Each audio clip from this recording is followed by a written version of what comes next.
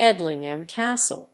Edlingham Castle is a small castle ruin, having scheduled ancient monument and Grade I listed building status in the care of English Heritage.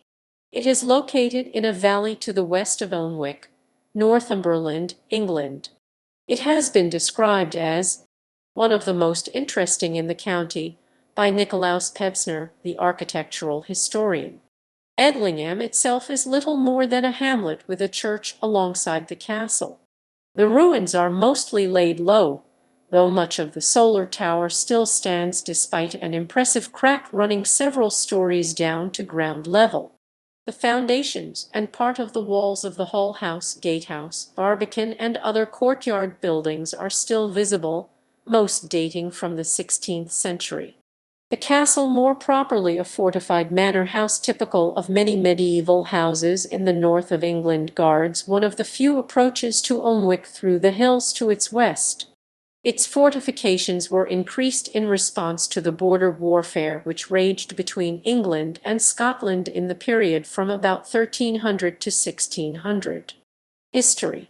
By 1174, a John of Edlingham owned a manor house at this location. In 1294, a descendant, Walter of Edlingham, sold it to William de Felton. He strengthened it by building strong ramparts and a gatehouse, fortifying the main hall, and adding other buildings inside a courtyard. In 1396, Elizabeth de Felton inherited it, marrying Sir Edmund Hastings, who added a strong solar tower. Their descendants occupied the castle and estate until 1514.